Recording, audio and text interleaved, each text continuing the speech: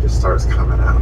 Now, it's one thing if it comes out in a courtroom, right? Because it's just us there. Maybe some other people are listening there, the bailiff, the judge, the attorneys, maybe some expert witnesses or something, but it's really not that bad. But when you have just, millions of people watching it, it's crazy.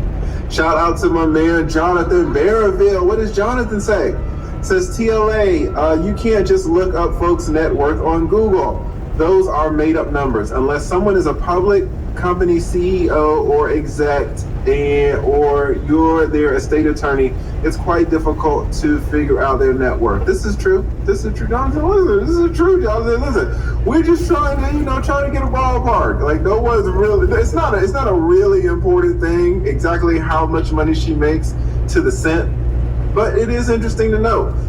Google said $8 million. Could it be 4 million? Yes. Could it be 40 million? Yes. We're just going to a starting point.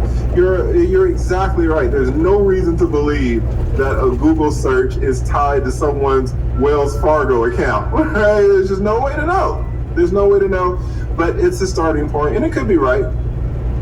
It's probably off, but it could be right. But you need somewhere to start. But you are exactly right. Thank you so much, Jonathan Barronville, always supporting the channel. And you are exactly right as well. Who knows what somebody's net worth really, really is. Shout out to Dr. Evil Genius again, supporting your boy. Says, I think it might not be entertaining for some, but important to have all on the record for the jury to deliberate on. Correct? Yes.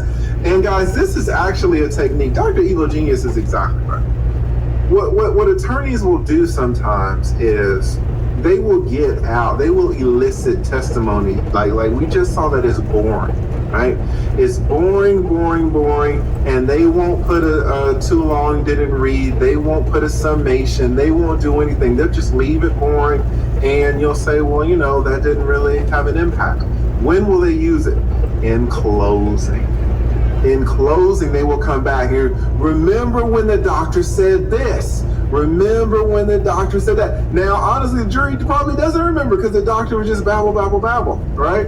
But the attorneys will use this in closing, and that's when they will put the nail in the coffin, right? That's when they will really slam it home. They won't really slam it home on direct sometimes. They'll just kind of leave it like this.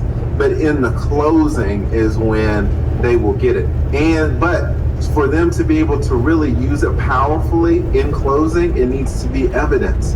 And for it to be evidence, it needs to be admitted into evidence. And for it to be admitted into evidence, the doctor has to say it, right? So the doctor is really saying all this stuff and putting it on the record, just like Dr. Evil Genius said.